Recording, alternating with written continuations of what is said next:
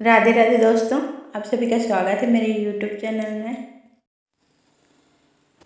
अथ चतुर्थोऽध्यायः। श्री भगवान वाच।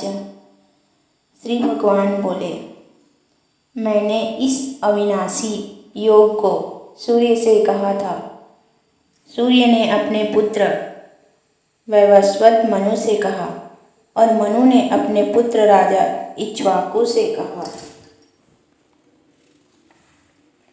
हे परंतप अर्जुन, इस प्रकार परंपरा से प्राप्त इस योग को राजर्षियों ने जाना, किंतु उसके बाद वह योग बहुत काल से इस पृथ्वीलोक में लुप्त प्राय हो गया।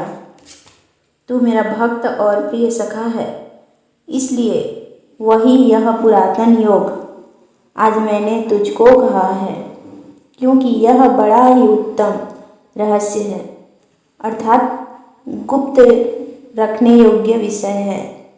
अर्जुन वाच। अर्जुन बोले, आपका जन्म तो अर्वाचीन अभी हाल का है और सूर्य का जन्म बहुत पुराना है, अर्थात कल्प के आदि में हो चुका था।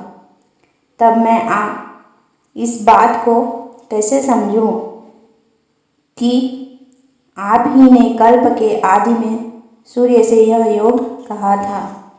श्री भगवान वाच।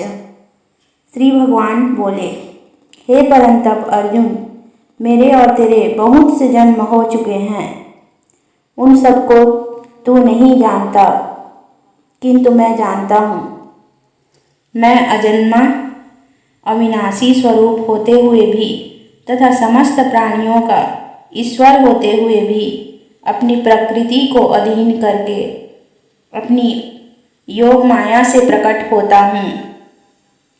हे भारत, जब जब धर्म की हानि और अधर्म की वृद्धि होती है, तब तब ही मैं अपने स्वरूप को रचता हूँ, अर्थात साकार रूप से लोगों के सम्मुख प्रकट होता हूँ। साधु पुरुषों का उद्धार करने के लिए, पाप कर्म करने वालों का विनाश करने के लिए और धर्म की अच्छी तरह से स्थापना करने के लिए मैं युग युग में प्रकट हुआ करता हूँ। हे अर्जुन, मेरे जन्म और कर्म दिव्य अर्थात निर्मल और अलौकिक हैं। इस प्रकार जो मनुष्य तत्व से जान लेता है, वह शरीर को त्याग कर फिर जन्म को प्राप्त नहीं होता, किंतु मुझे ही प्राप्त होता है।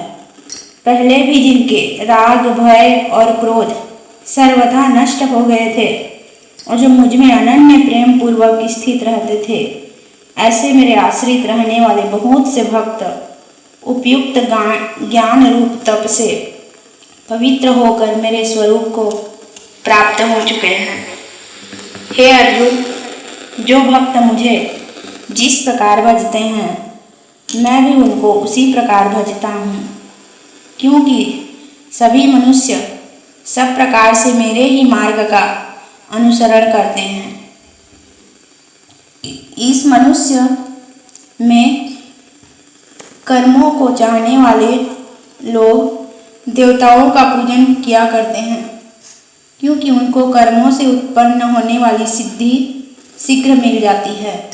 ब्राह्मण, क्षत्रिय, वैश्य और शूद्र, इन 4 वर्णों का समूह गुण और कर्मों के विभाग पूर्वक मेरे द्वारा रचा गया है। इस प्रकार उस सृष्टि रचना आदि कर्म का कर्ता होने पर भी मुझ अविनाशी परमेश्वर को तो वास्तव में अकर्ता ही जान। कर्मों के फल में मेरी स्पृहा नहीं है, इसलिए मुझे कर्म लिप्त नहीं करते। इस प्रकार जो मुझे तत्व से जान लेता है, वह भी कर्मों से नहीं बनता। पूर्व काल में मुमुक्षुओं ने भी इस प्रकार जानकर ही कर्म किए हैं, इसलिए तू भी पूर्वजों द्वारा सदा से किए जाने वाले कर्मों को ही कर। कर्म क्या है और अकर्म क्या है, इस प्रकार इसका निर्णय करने में बुद्धिमान पुरुष भी मोहित हो जाते हैं।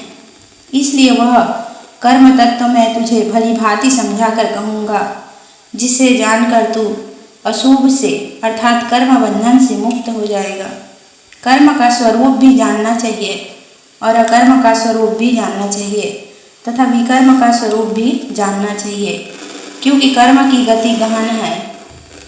जो मनुष्य कर्म में अकर्म देखता है और जो अकर्म में कर्म देखता है वह मनुष्यों में बुद्धिमान है और वह योगी समस्त कर्मों को करने वाला है।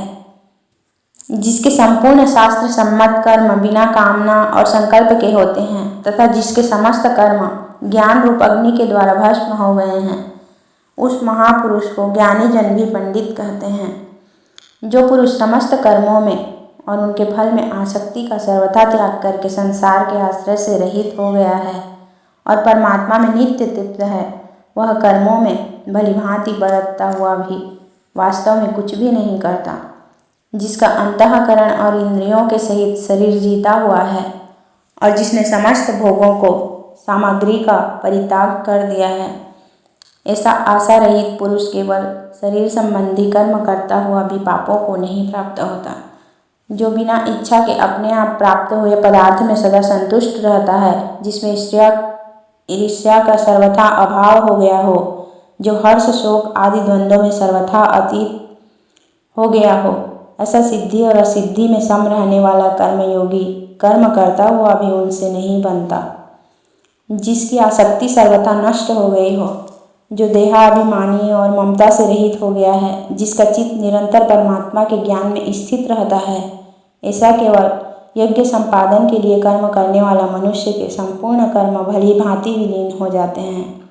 जिस यज्ञ में अर्पण अर्थात स्त्रुव आदि भी ब्रह्मा है और हवन किए जाने योग्य द्रव्य भी ब्रह्म है तथा ब्रह्मा रूप कर्ता के द्वारा ब्रह्म रूप अग्नि में आहुति देना रूप क्रिया भी ब्रह्म है, उस ब्रह्म कर्म में स्थित रहने वाले योगी द्वारा प्राप्त किए जाने योग्य फल भी ब्रह्म ही है।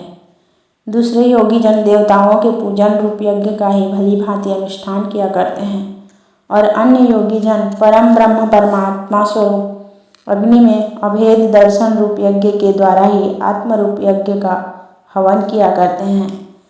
अन्य योगी जन क्षेत्र आदि समस्त इंद्रियों को संयम रूप अग्नियों में हवन किया करते हैं और दूसरे योगी लोग शब्द आदि समस्त विषयों को इंद्रिय रूप अग्नियों में हवन किया करते हैं। दूसरे योगी जन इंद्रियों की संपूर्ण क्रियाओं को और प्राणों की समस्त क्रियाओं को ज्ञान से प्रकाशित आत्म संयम योग रूप अग्नि में हवन किया करते हैं। कई पुरुष द्रव्य संबंधी यज्ञ करने वाले हैं, कितने ही तपस्या रूप यज्ञ करने वाले हैं तथा दूसरे कितने ही योग रूप यज्ञ करने वाले हैं और कितने ही अहिंसादि तीक्ष्ण व्रतों से युक्त यज्ञशील यत्नशील पुरुष स्वाध्याय रूप ज्ञान यज्ञ करने वाले हैं। दूसरे कितने ही योगी जन अपान वायु में प्राणवायु को हवन करते हैं, वैसे ही अन्य योगी जन प्राणवायु में अपान वायु को हवन करते हैं तथा अन्य कितने ही नियमित आहार करने वाले प्राणायाम परायण पुरुष प्राण और अपान की गति को रोककर प्राणों को प्राणों में ही हवन किया करते हैं। ये सभी साधक यज्ञों द्वारा पापों का नाश कर देने वाले और यज्ञों को जानने वाले हैं। हे कुरुश्रेष्ठ अर्जुन, यज्ञ से बचे हुए अमृत का अनुभव करने वाले योगी जन सनातन परम ब्रह्म परमात्मा को प्राप्त होते हैं और यज्ञ न करने वाले पुरुष के लिए तो यह मनुष्य लोक भी सुखदायक नहीं है, फिर परलोक कैसे सुखदायक हो सकता है। इसी प्रकार और भी बहुत तरह के यज्ञ वेद की वाणी में विस्तार से कहे गए हैं। उन सबको तू मन इंद्रिय और शरीर की क्रिया द्वारा संपन्न होने वाले जान। इस प्रकार तत्व से जानकर उनके अनुष्ठान द्वारा तू कर्म बंधन से सर्वथा मुक्त हो जाएगा। हे परंतप अर्जुन, द्रव्यमय यज्ञ की अपेक्षा ज्ञान यज्ञ अत्यंत श्रेष्ठ है तथा आवन्न मात्र संपूर्ण कर्म ज्ञान में समाप्त हो जाते हैं। उस ज्ञान को तू तत्वदर्शी ज्ञानियों के पास जाकर समझ। उनको भली भांति दंडवत प्रणाम करने से, उनकी सेवा करने से और कपट छोड़कर सरलतापूर्वक प्रश्न करने से वे परम तत्व को भली भांति जानने वाले ज्ञानी महात्मा तुझे उस तत्व का ज्ञान का उपदेश करेंगे, जिसको जानकर फिर तू इस प्रकार मोह को नहीं प्राप्त होगा। हे अर्जुन, जिस ज्ञान के द्वारा तू संपूर्ण भूतों को निःशेष भाव से पहले अपने में और पीछे मुझ सच्चिदानंद घन परमात्मा में देखेगा। यदि तू अन्य सब पापियों से भी अधिक पाप करने वाला है तो भी तू ज्ञान रूप नौका द्वारा निसंदेह संपूर्ण पाप समुद्र से भली भांति तर जाएगा। क्योंकि हे अर्जुन, जैसे प्रज्वलित अग्नि ईंधनों को भस्ममय कर देता है, वैसे ही ज्ञान रूप अग्नि संपूर्ण कर्मों को भस्ममय कर देता है। इस संसार में ज्ञान के समान पवित्र करने वाला निसंदेह कुछ भी नहीं है। उस ज्ञान को कितने ही काल से कर्म योग के द्वारा शुद्ध अंतःकरण हुआ मनुष्य अपने आप ही आत्मा में पा लेता है। जितेंद्रिय, साधन परायण और सिद्धिवान मनुष्य ज्ञान को प्राप्त होता है तथा ज्ञान को प्राप्त होकर वह बिना विलंब के तत्काल ही भगवत प्राप्ति रूप परम शांति को प्राप्त हो जाता है। विवेकहीन और श्रद्धा रहित संशय युक्त मनुष्य परमार्थ से अवश्य भ्रष्ट हो जाता है। ऐसे संशय युक्त मनुष्य के लिए न यह लोक है, न परलोक है और न सुख ही है। हे धनंजय, जिसने कर्म योग की विधि से समस्त कर्मों का परमात्मा में अर्पण कर दिया है और जिसने विवेक द्वारा समस्त संशयों का नाश कर दिया है, ऐसे वश में किए हुए अंतःकरण वाले पुरुष को कर्म नहीं बांधते। इसलिए हे भरतवंशी अर्जुन, तू हृदय में स्थित इस अज्ञान जनित अपने संशय का विवेक ज्ञान रूप तलवार द्वारा छेदन करके समर्थ रूप कर्म योग में स्थित हो जा और युद्ध के लिए खड़ा हो जा।